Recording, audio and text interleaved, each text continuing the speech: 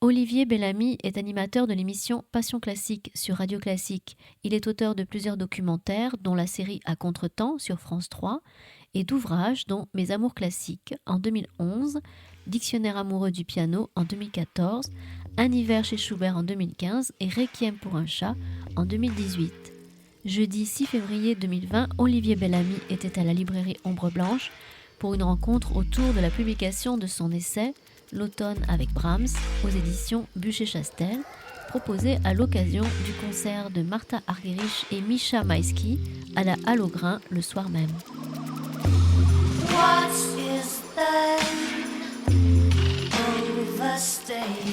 Olivier Bellamy, vous êtes là pour nous parler de vos variations littéraires sur Brahms, mais aussi pour le concert qui est organisé ce soir par grands interprètes.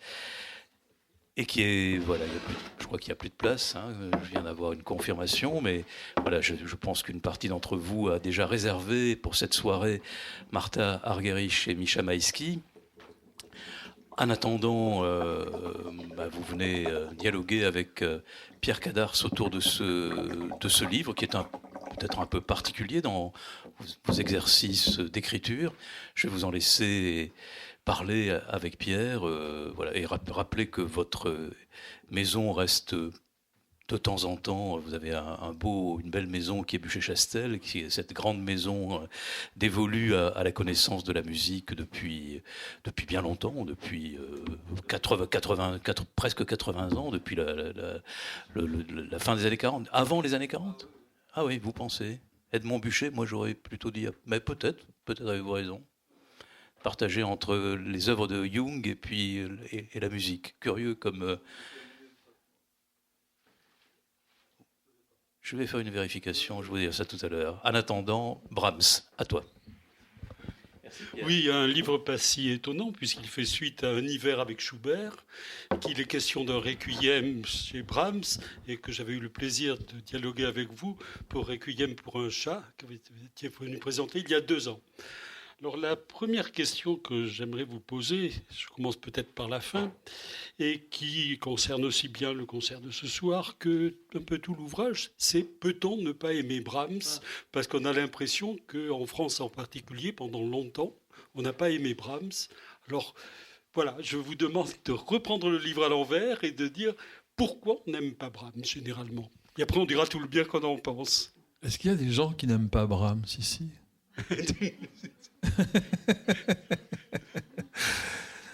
Non, mais c'est curieux parce que c'est très curieux parce que alors je sais pas, j'ai l'impression que c'est par période. Il y a un certain moment où on n'écoutait plus, on adorait la musique baroque, puis c'est un peu, il y a des modes comme ça, un peu, il y a des et puis il y a des compositeurs qui passent de mode. Brahms, il a ceci de particulier que c'est une musique quand même très dense. Alors, c'est une musique très dense, harmoniquement et sur le plan polyphonique, ça peut déranger certaines personnes. Et puis, il y a quelque chose de très chargé en émotions. C'est une musique quand même qui est à la fois très construite et déchirante, et ça peut déranger des personnes, que ce soit tellement... Alors, il y a aussi une chose, c'est que pendant très longtemps, ça a été mal joué, hein. Comme disait Schoenberg, ma musique n'est pas difficile, elle est mal jouée, hein. On peut le dire aussi pour beaucoup de compositeurs, dont Brahms. Quelquefois, en France, pour faire allemand, on fait ça un peu comme ça, pâteux et lourd, alors que c'est une musique qui peut être, enfin, qu'il faut jouer d'abord transparent, et aussi qu'il ne faut pas jouer de manière métronomique, il faut que ça bouge, sinon ça peut être très ennuyeux. Oui, il y a cette phrase de Debussy que vous citez, fuyons, il va développer. Oui. Alors, est-ce que ce n'est pas parce que oui, ça c'est un peu long, c'est Debussy, mais Debussy comme il avait énormément d'esprit, il a critiqué, il a eu la dent dure sur beaucoup de compositeurs. Hein. Donc, mais bon, c'est vrai que on a beaucoup reproché aussi à Brahms d'être un épigone de Beethoven. Ça, c'est très symptomatique de notre époque, enfin de notre époque, de l'époque moderne, que quand quelqu'un reconnaît... Aujourd'hui, il faut être... Enfin, aujourd'hui, où il faut être un peu révolutionnaire, il faut tout remettre en cause. Alors là, tout de suite, on est... À partir du moment où on reconnaît ses maîtres, où on reconnaît humblement venir avoir étudié Jean-Sébastien Bach et puis continuer à écrire à l'ombre de Beethoven, ça paraît toujours ennuyeux et raseur. Or, le génie de Brahms, c'est justement de regarder en arrière et de faire du neuf, de continuer le chemin de ses maîtres, enfin, d'être un peu sous le soleil de ses pairs. Alors dans ce livre où vous parlez de votre propre expérience et de votre rapport très intime, très personnel, très fort avec la musique de Brahms, vous dites quel a été le choc pour vous d'entendre pour la première fois un requiem allemand. Est-ce que vous pouvez revenir un petit peu sur ce que représentait cet enregistrement, qui est l'enregistrement de référence avec Schwarzkopf et Fischer-Dieskau, et qui, apparemment, si l'on lit votre ouvrage, a marqué un vrai choc affectif? Oui, si j'essaie de me remettre dans la peau de l'adolescent boutonneux que j'étais, je crois que il y a une très grande douceur dans ce requiem. Il y a à la fois un mélange, mais ça, je suis très sensible à ce mélange-là. Je ne sais pas pourquoi. Comme par exemple chez certains interprètes, comme j'étais hier avec Nicolas Angelich, le pianiste que vous connaissez peut-être bien, que vous avez dû entendre, et qui a ce mélange-là, c'est ce mélange de très de sons qui peut être très puissant, très nourri et très tendre. Ce qui semble antinomique, enfin, ça semble antinomique, ça semble contradictoire, enfin, que ce soit ensemble, qu'on puisse ressentir ces deux caractères ensemble. Comme la musique de Schubert peut nous faire pleurer et rire en même temps. C'est très... Et ben, dans ce requiem allemand, et d'ailleurs je crois que Brahms vient autant de Schubert que de Beethoven, il y a, même si on l'a moins dit, il y a cette espèce de grandes montagnes, de mont Sinaï musical, hein, et puis une très grande douceur. Mais en quoi est-ce, vous le dites d'ailleurs dans votre livre, ein deutsches Requiem, un requiem allemand, mais aussi un requiem universel? Oui, ça c'est Brahms qui l'a dit. Il a dit j'aurais très bien pu l'appeler humain. J'ai appelé... mais ça, c'est parce que c'est un peu dans cette époque-là, Schumann voulait sortir un peu du latin. Puis Brahms, qui était plutôt protestant, on va dire de culture protestante, grand lecteur de la Bible, il voulait faire un requiem en allemand et sortir un peu du latin.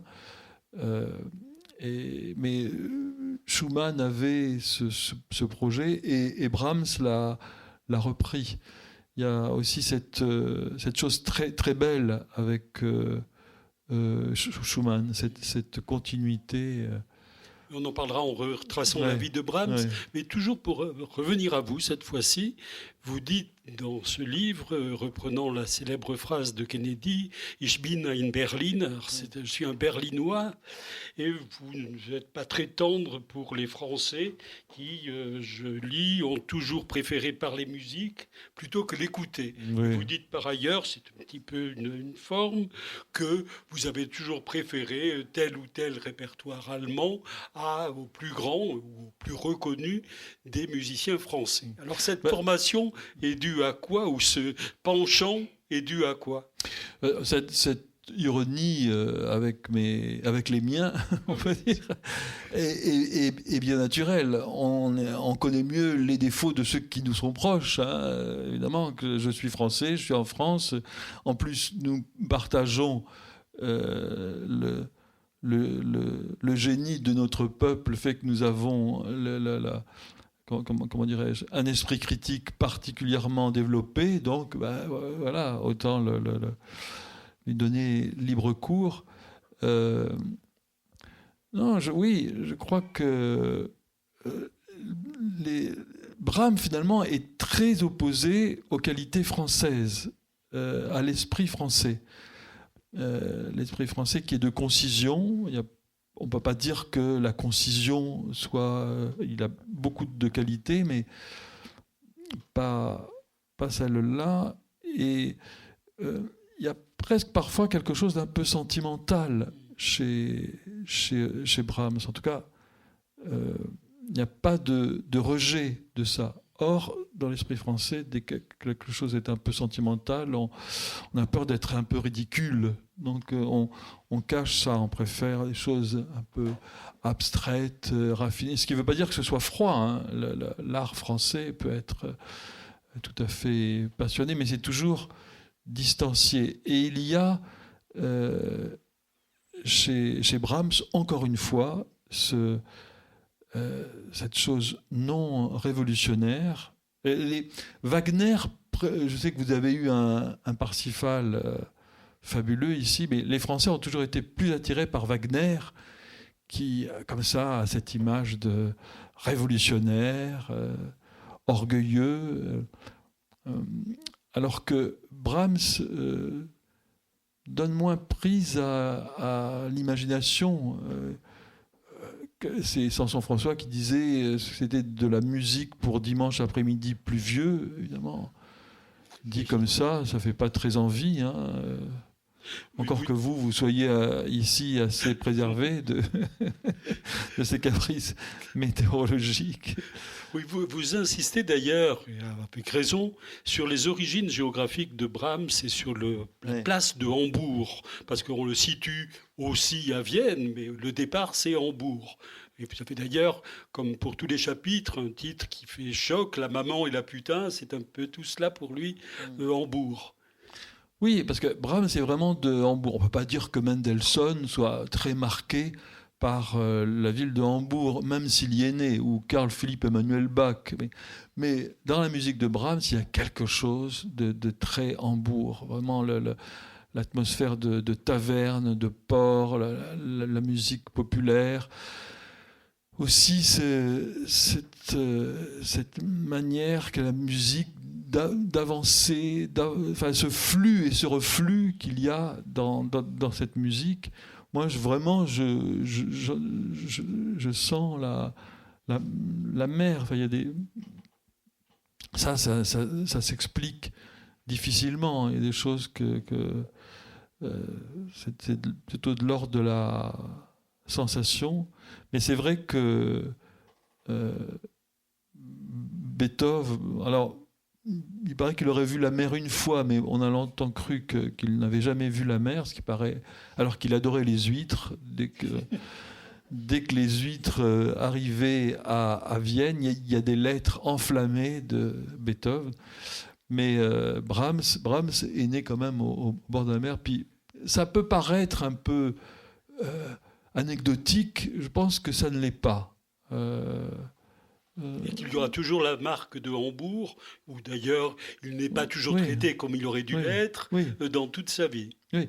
Et puis l'homonymie, même si elle est en français et elle n'est pas en allemand, l'homonymie entre mère et mère, comme entre le temps et le temps. Enfin, c'est des choses extrêmement fortes. Mais bon, c'est pas une analyse très scientifique. Oui. Mais bon, c'est pas un livre musicologique très scientifique. Puis on sait très bien que en cherchant des choses de manière détournée et pas analytique, mais sur les côtés. Par exemple, on sait très bien que la nuit, on voit mieux sur les côtés qu'en face.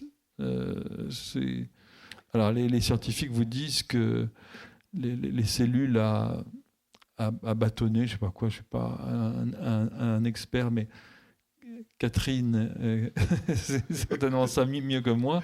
Ben, on voit forcément mieux la nuit. Bon, ben voilà, quelquefois, de regarder un peu, de faire un pas de côté, on peut mieux voir les choses que... En tout cas, pour voir le soleil, certaines vérités, hein, il vaut mieux pas les voir en face. Alors après Hambourg, la rencontre décisive et sa rencontre avec Schumann, non seulement Robert Schumann, mais également Clara Schumann, d'où cette situation extrêmement complexe que vous décrivez très bien, non pas d'un ménage à trois, mais d'un équilibre qui n'est pas toujours facile entre le grand compositeur, qui a des difficultés dans sa tête, son épouse, qui est également compositrice, et le jeune Brahms. Alors là, je dois m'élever contre une tendance qu'ont les musicologues ou les mélomanes, c'est de se passionner vraiment un peu comme avec un appétit de concierge, pour savoir si Brahms et Clara ont-ils failli, a-t-elle croqué la pomme, je ne sais pas, ou plutôt lui, a-t-il croqué la pomme qu'elle lui a tendue. Bon, moi, je pense que c'est là, pour le coup, très anecdotique, et que ce qui est essentiel, c'est... Et puis, il faut se rappeler toujours que ce sont de grands romantiques. On s'écrit, nous ne pouvons plus comprendre, on s'écrit plus, on s'écrit des textos insipides et factuels. Même quelquefois, on a le style si pauvre qu'on s'envoie des smileys, ou je sais pas quoi, bon, truc des sourires, bon. Et bien à cette époque-là, non. On prenait le temps de décrire vraiment ce qu'on ressentait au fond de soi, ce que l'autre... Et puis, c'était presque au bord du délire. Et il y avait ça. Schumann écrit vraiment qu'il est amoureux de Brahms. Ça ne veut pas dire qu'ils vont faire un mariage gay ensemble. Vous voyez, il faut quand même... il faut essayer de garder un peu... de garder un peu... de pas... comme disait Aragon, il faut regarder alors avec les yeux d'alors. En toute... c'est-à-dire ne pas juger à partir de nos concepts modernes et contemporains, et puis essayer de voir ce qui est éternel et ce qui est contingent, essayer de séparer un peu les choses.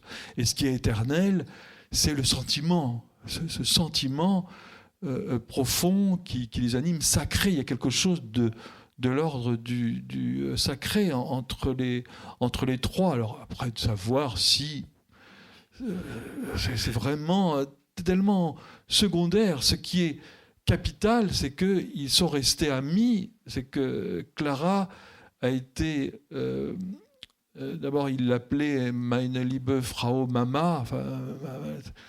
donc il voyait, alors en plus elle était enceinte jusqu'aux yeux quand il l'a rencontrée. C'est une espèce de délire amoureux, tant amoureux de sa mère, de la femme. C'est un désir mimétique aussi par rapport à Schumann. Évidemment, c'était la femme de Schumann. Bon, tout cela était extrêmement mélangé. Et puis il faut dire qu'à cette époque-là, la vraie star, c'était Clara Schumann. C'était la Martha Argerich. Les autres Schumann était un peu à la traîne. Hein. À cette époque-là, c'était elle qui était la plus grande pianiste de son temps. Donc, elle représentait quand même un personnage considérable. Donc, il y a eu vraiment quelque chose à trois.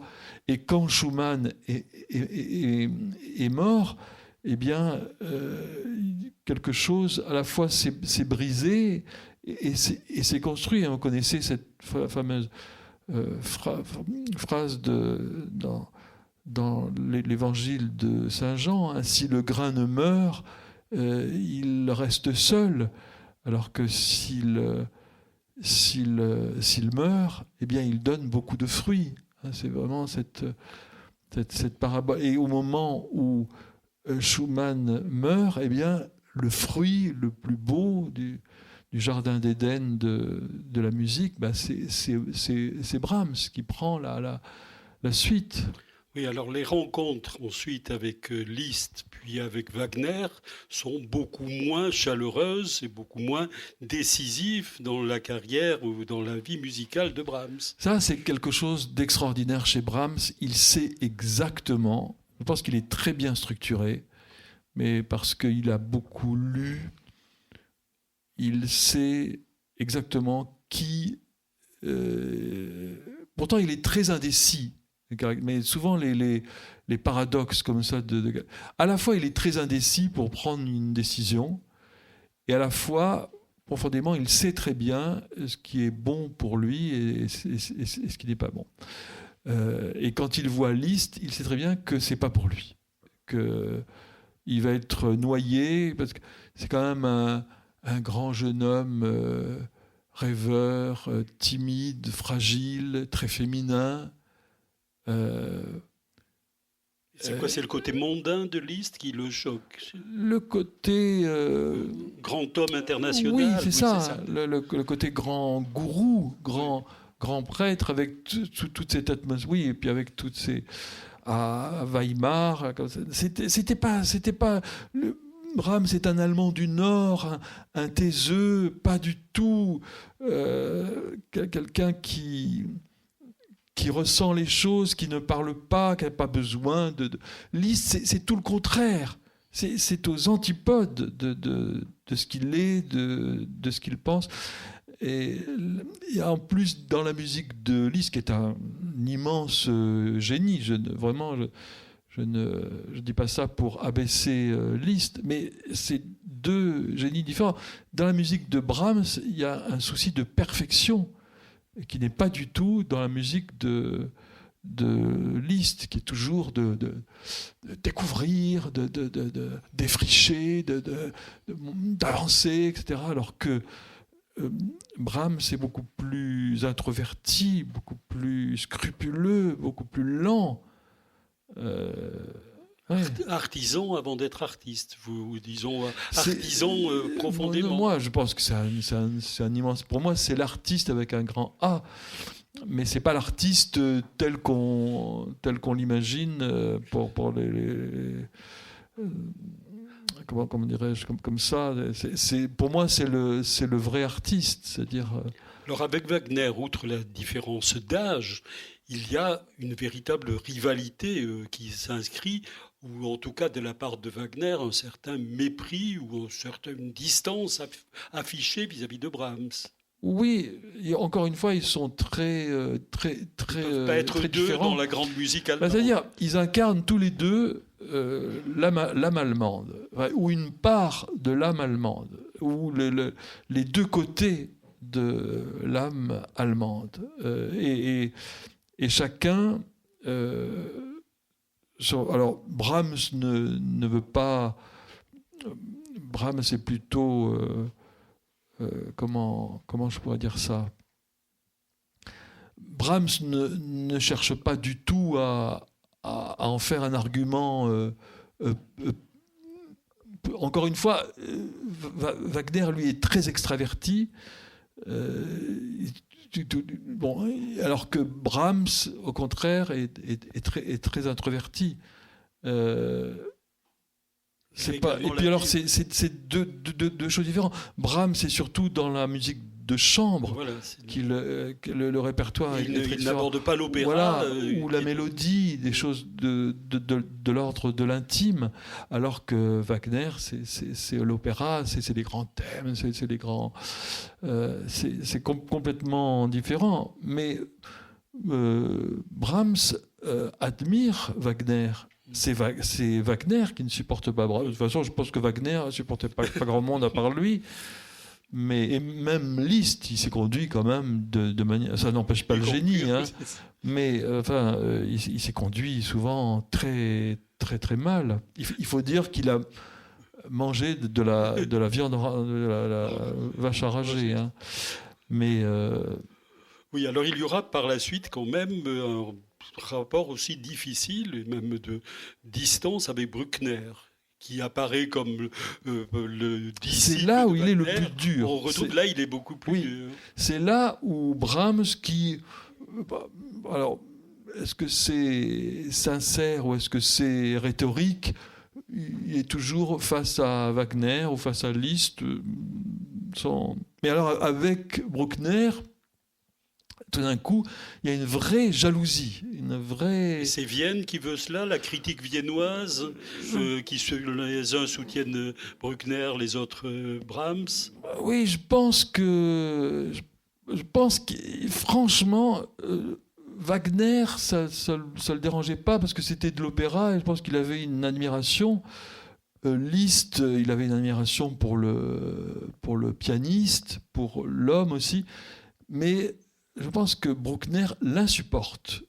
Il n'y a pas besoin forcément de trouver des explications. Ils sont tous les deux à Vienne, effectivement.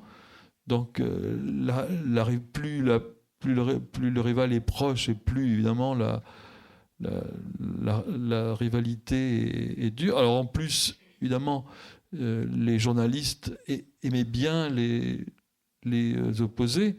Mais à cette époque-là, quand même, Brahms est nettement plus, comment je pourrais dire, nettement plus connu, en cours, que Bruckner. Bruckner, son œuvre. Mais ça, pour la jalousie professionnelle, ça n'empêche pas. Quelqu'un de très connu peut très bien, tout d'un coup, de manière totalement irrationnelle, extrêmement dur avec quelqu'un de presque insignifiant. Alors, dans votre livre, vous ne vous contentez pas, bien sûr, de raconter la vie de Brahms ou ce qu'ont pu être ses différentes rencontres. Vous analysez ses œuvres, les symphonies, certains morceaux de chambre, etc. Au passage, d'ailleurs, j'ai admiré avec quelle élégance les fins de chapitre relancent sur le chapitre suivant. Il y a toujours un lien très subtil entre ces courts chapitres qui forment une suite. Donc vous accordez bien sûr une place aux 4 symphonies de Brahms et vous avez quelques phrases que je trouve tout à fait passionnantes. Je sens la première volcanique, la deuxième campagnarde, la troisième fluviale, la quatrième aérienne. Ça veut donc dire que c'est tous les éléments qui se retrouvent dans les symphonies de Brahms. Ça, pour l'articulation, vous êtes le premier à le remarquer. Oui, à le remarquer. C'est très habile, c'est-à-dire à l'expliciter vraiment. La dernière phrase renvoie à la phrase suivante. Oui, parce que ça s'est fait de manière un peu naturelle. Parce que je voulais que ce soit construit. Parce que Brahms, quand on écrit sur Brahms, c'est pas comme on écrit sur Schubert. C'est tellement structuré comme musique qu'un livre doit aussi... Oui. Être structuré, rappeler. Il ne s'agit pas d'imiter, mais ou dans le sens de l'imitation de Jésus-Christ, d'un chemin, d'un idéal. Voilà. Je voulais quand même quelque chose qui soit bien... structuré, voilà, articulé, voilà, exactement comme en musique aussi. vous écrivez un livre sur la musique qui n'est pas musicale. Bon. Alors donc revenons aux symphonies. Les symphonies, oui. Vous avez une admiration sans borne pour la 4e, Ouais. apparemment. Oui, mais bon, ça change aussi. J'adore aussi la. Qui préfère la 3e symphonie? Vous? Oui. Qui préfère la première symphonie? Qui préfère la 2e symphonie? Qui préfère la 4e symphonie? Voilà. Donc pourquoi la 4e? La 4e parce que comment dire? D'ailleurs, ceux qui préfèrent la 4e symphonie souvent préfèrent le 2e concerto, et ceux qui préfèrent la 3e symphonie préfèrent le premier concerto. Il y a un côté dans le premier concerto et la 3e symphonie, quelque chose d'allemand du Nord, quelque chose de très romantique, et dans la 4e symphonie, quelque chose de plus classique, de plus. Moi, j'aime. De la même manière, la comparaison va peut-être vous paraître hardie, mais de la même manière que Hitchcock préférait les actrices blondes, parce qu'il avait l'impression que c'était le feu sous la glace, alors qu'il disait que les brunes avaient le sexe sur la figure, je cite la phrase d'Hitchcock, hein, et qui préférait. Et de la même manière, je préfère quand le Brahms très classique, où on sent que toute la passion est contenue derrière. C'est tellement Brahms, c'est ça. Et ça fait penser à cette phrase de Novalis que Alfred Brendel aime beaucoup, le voile de l'ordre. Enfin, on doit toujours voir le chaos scintiller à travers le voile de l'ordre. Et ça, c'est très Brahms aussi. Ce côté, toujours, on sent derrière le chaos, mais à travers quelque chose d'extrêmement articulé, structuré. Et évidemment, il y a une tension organique, puisque c'est quelque chose de bouillonnant, comme une cocotte minute, quoi, quelque chose qui est prêt d'exploser dans un cadre extrêmement classique. Alors à titre très personnel, et vous avez parlé d'Hitchcock il y a un moment, je remarquais combien à plusieurs reprises vous parlez aussi de cinéma. Je cite la phrase, par exemple, à propos du Requiem allemand, « Le ciel et la terre se rejoignent sans théâtralité, comme dans un film de John Ford », et vous étudiez également toutes les utilisations qui ont pu être faites de la musique de Brahms dans différents films. C'est-à-dire qu'il y a un monde de Brahms qui convient très bien au cinéma, à votre avis? Oui, puis la culture cinématographique, moi j'aime bien parce que le cinéma se déroule dans le temps comme la musique. Il y a beaucoup de... Alors, les réalisateurs ne sont pas souvent très mélomanes ou très cultivés en musique. Il n'y a qu'à demander aux compositeurs qui travaillent avec eux, qui demandent souvent, où les réalisateurs demandent souvent si vous pouvez me composer une musique un peu qui sonne comme du Prokofiev. Et beaucoup prenez Prokofiev, hein. On ne demande pas ça à Michel Legrand ou à des gens comme ça.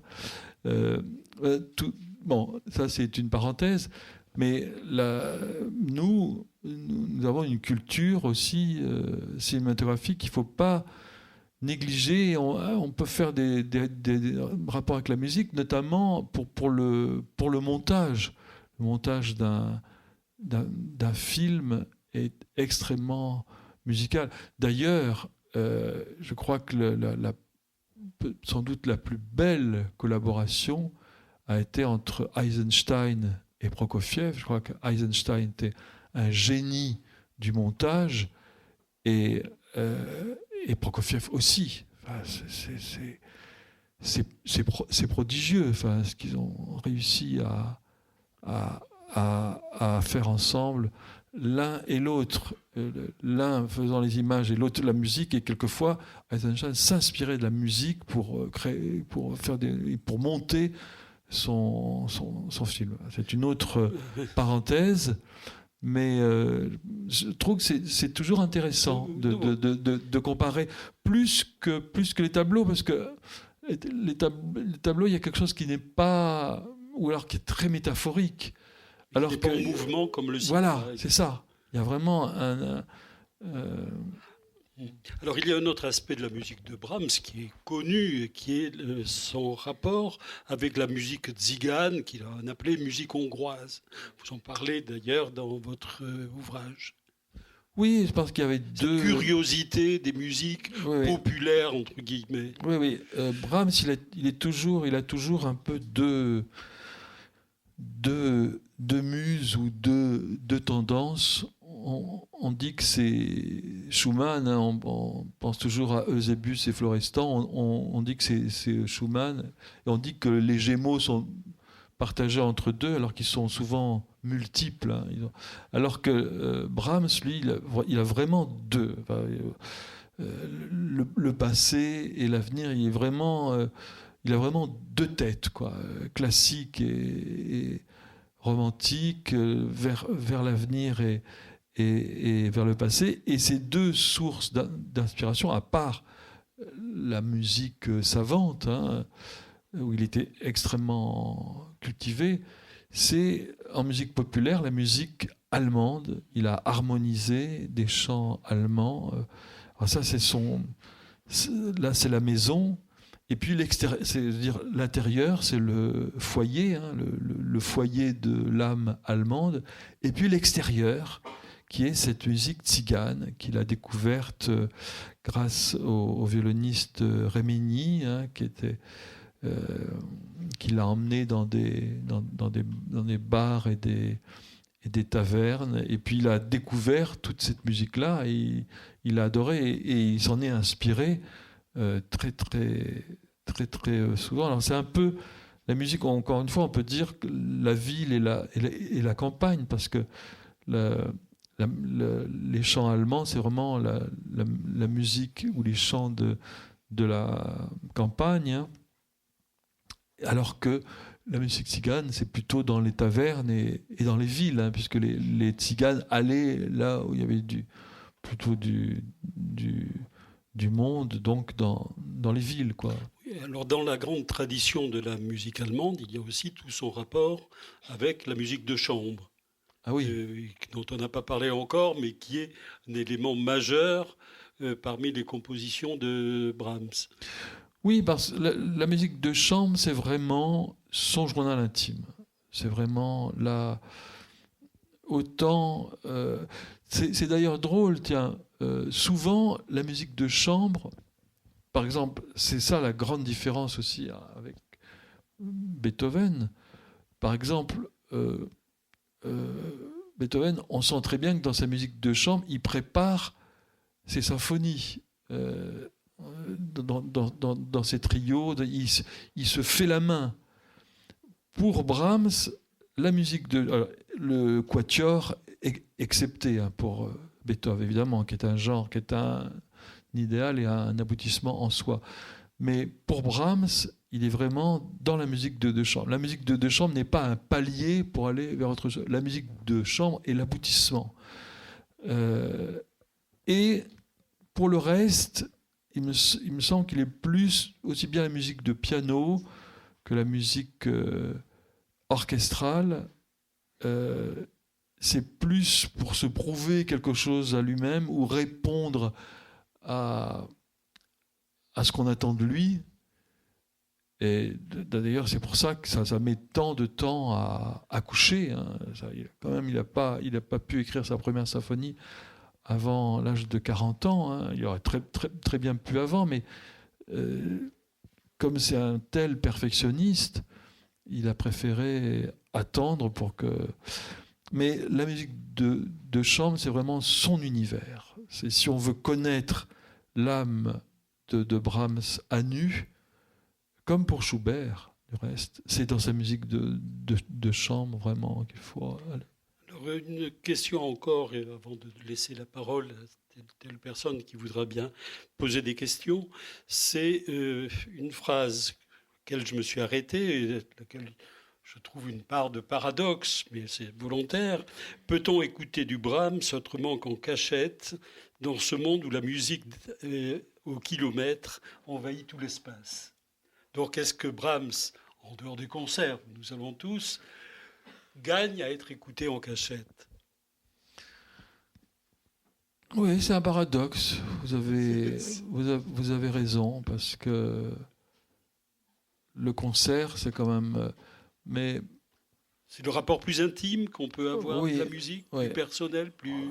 Moi, de toute troublant. façon, je vais vous dire une chose, mais c'est peut-être avec l'âge, mais autant j'adore le concert, mais de la même manière que j'ai beaucoup de mal à aller au cinéma, parce que les autres me dérangent vraiment.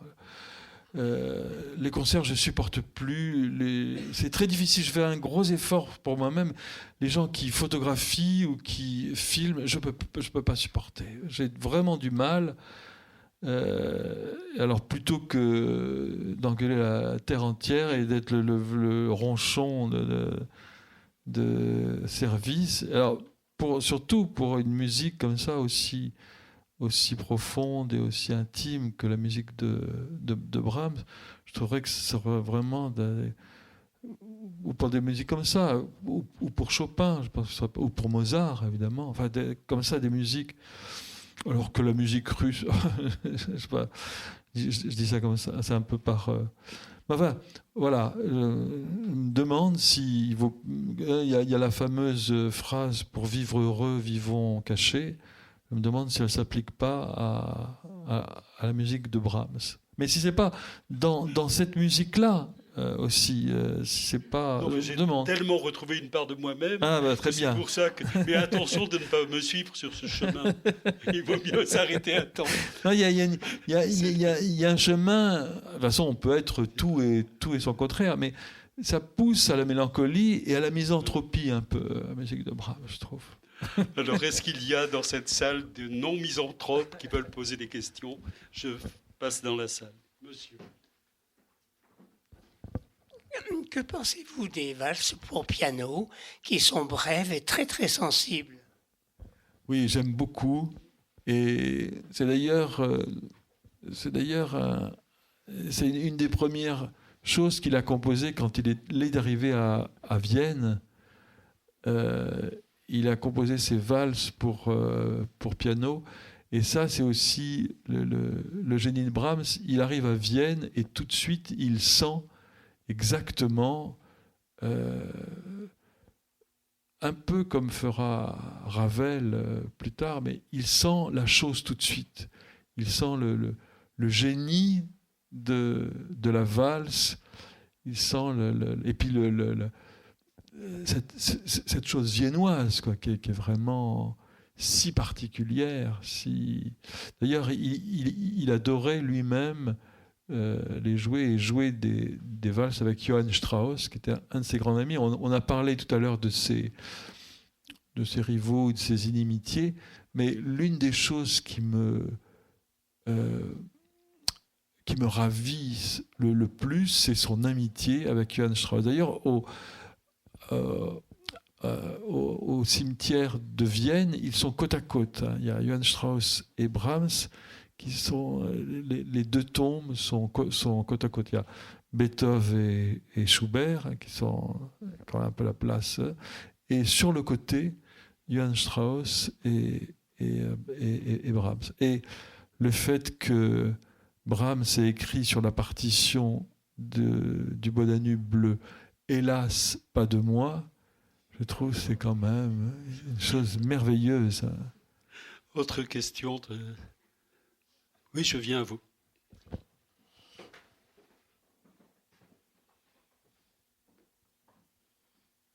Merci. C'est moins une question qu'un commentaire. Il y a au moins une exception chez les réalisateurs de films dans leur rapport à la musique classique, c'est Louis Malle, qui a d'ailleurs utilisé le premier sextuor de Brahms dans un de ses Les films. Amants. Voilà. Mais, alors, ce premier sextuor, c'est une splendeur, je trouve. Brahms l'écrit alors qu'il a seulement 20 ans. Et alors, dans les symphonies, moi, je suis plus sévère que vous. J'ai horreur de la troisième, en particulier. Ah bon ? Horreur. Il y a des tonnes de pathos dans cette symphonie. Pour moi, elle est insupportable, cette symphonie. Et dans les autres, alors, quand on prend le train, chaque fois que les roues du wagon passent sur les coupures de rails, ça fait une espèce de battement qu'on repère très exactement dans les symphonies de Brahms. Je crois que Brahms dit à un moment, je ne sais pas à qui il dit ça, mais je crois qu'un jour quelqu'un lui pose une question de savoir ce qu'il pense de la musique française. Et il répond, il n'y a pas de musique française. Non, c'est pas tout à fait ça. C'est un compositeur français qui vient le voir. On ne sait pas qui c'est. On ne sait pas si c'est Vincent d'Indy ou si c'est... certains disent Debussy, ça m'étonne. Je n'aime pas Debussy venir voir Brahms. Mais il insiste un peu et sa gouvernante... C'est Vincent d'Indy. C'est Vincent d'Indy. Et sa gouvernante, il insiste un peu et sa gouvernante dit « Monsieur, il y a un compositeur français. » Et puis... excédé parce qu'il est en train de travailler ou qu'il veut lire le journal ou parce que c'est la troisième fois et puis que cette personne s'impose, il dit compositeur français, ça n'existe pas. Or, il connaissait la musique de François Couperin, toute la musique française. Berlioz, il aimait beaucoup, et il connaissait la musique de Rameau ou de Couperin beaucoup mieux que les compositeurs français de son époque. Donc, il ne faudrait pas se tromper. C'est une chose qu'il dit comme ça. Mais de toute façon, Brahms a coutume. Il a un côté bougon. Il ne faut pas le prendre au pied de la lettre. Hein. Mais c'est drôle ce que vous dites sur les symphonies. Moi, je crois que il y a moi, je crois que les symphonies de Brahms, c'est la chose la plus difficile à diriger. Parce que il y a à la fois une polyphonie extrêmement dense, une harmonie aussi très dense, qui fait qu'on a du mal à bouger, enfin, je veux dire, à faire du rond bateau. Or, si vous ne bougez pas, c'est ennuyeux comme la pluie. C'est très ennuyeux. Parce qu'on voit toutes les coutures, on a l'impression, il y a certaines choses déjà, mais on a l'impression qu'on voit les échafaudages, etc. Bon. Pour qu'on ne voit plus les échafaudages et pour que il faut bouger. D'ailleurs, il y a une anecdote célèbre qu'adorait Karajan. Karajan adorait raconter cette anecdote. Une fois, qui montre bien l'esprit de Brahms. Ils étaient dans le train avec Joachim et puis je ne sais plus qui, et ils partaient ils allaient à Budapest où Brahms allait diriger sa 4e symphonie. Et il venait, je ne sais pas d'où, de Meiningen ou de Vienne. Enfin bon, bref, à un moment donné, il passe dans un paysage, il était dans le train, un paysage de marais. Et puis, Joachim dit, il y a des moustiques ici. Brahms ne répond rien. Le soir, il dirige sa 4e symphonie. Et puis, et le lendemain ou le surlendemain, il se retrouve dans le train à partir en sens inverse. Et Brahms est très heureux. Il dit j'ai bien réussi les rallentando et les accélérando voilà. Preuve, je fais une parenthèse, c'est pas la fin de l'histoire, preuve qu'il voulait absolument que sa musique ne soit pas jouée de manière métronomique, mais qu'elle soit vivante, qu'elle soit organique, qu'elle échappe au bâton du chef d'orchestre. Je ferme la parenthèse. Il reste comme ça, le sourire un peu rêveur, et il dit « Oui, il y a des moustiques ici ». Ça montre bien l'esprit circulaire, l'esprit qui échappe au temps. Ce côté, il y a un côté promeneur chez Brahms. C'était un promeneur, et le temps chez Brahms n'est pas le temps de Beethoven. Beethoven, quand il commence la première note, on sait on commence en do mineur, on sait qu'on va vers do majeur, et on va avoir comme ça des moments extrêmement, qu'on va passer par énormément de paliers, mais que c'est linéaire, que c'est absolument droit. Chez Brahms, pas du tout. C'est pas tout à fait Schubert, il se perd pas comme Schubert dans la forêt, mais il prend comme ça il sait très bien où il va, mais il prend comme ça des chemins détournés, et c'est ça qu'il faut faire. Si vous dirigez Brahms comme du Beethoven, vous le desservez, évidemment. Je ne sais pas si j'ai réussi à vous faire aimer un tant soit peu les symphonies, mais quand on les entend par Furtwängler, par exemple, alors on voit vraiment que ça bouge, hein, que rien n'est jamais... que tout peut arriver, quoi. Alors une dernière question, qui aurait pu être d'ailleurs la première, c'est le titre « L'automne avec Brahms ». Alors vous donnez le poème qui justifie cela, mais en quoi peut-on considérer, pouvez-vous considérer que c'est une musique automnale, ou qu'on peut passer l'automne avec Brahms, ce qui est différent d'ailleurs? Passer l'automne, c'est être tranquille chez soi à écouter de la musique chez Brahms. Oui. Mais c'est aussi, d'une certaine manière, je ne sais pas si je me trompe, une période, fin de siècle, de romantisme. C'est une musique mélancolique, et bon, on pourrait croire en la mélancolie de l'automne. Et c'est une saison entre deux. C'est-à-dire que les vraies saisons, les saisons... radicales, on va dire, sont l'hiver et l'été. Et entre les deux, il y a le printemps et l'automne, et Brahms est entre deux. Il est entre deux eaux, donc il est forcément dans soit le printemps, soit l'automne, et l'automne, surtout les œuvres de la fin, quand on entend le quintet avec clarinette, ça ne peut être que le mouvement lent du quintet avec clarinette, que peut-être je place au-dessus de tout avec le requiem. C'est évidemment l'automne. Alors après un hiver avec Schubert, un automne avec Brahms, avec qui aimeriez-vous ou allez-vous passer le printemps et l'été? C'est la question dernière, forcément. Eh bien, je ne sais pas. Je change d'avis... Mais dans l'état actuel? Non, je ne sais pas. Franchement, je ne sais pas. Ce sera toujours un été allemand et un printemps allemand, ou vous allez passer les frontières pour... Je trouve que le printemps avec Beethoven, évidemment, c'est bien. Ça a déjà été... déjà été beaucoup... Mais j'arriverai après la bataille. Mais je ne sais pas. Il y a une symphonie de Schumann qui s'appelle le Printemps aussi, donc ça pourrait être Schumann aussi, le Printemps avec Schumann. Mais il paraît que ça ne se vend pas, Schumann. Mais bon. Bon, merci Olivier Bellamy pour ce livre subtil. Merci.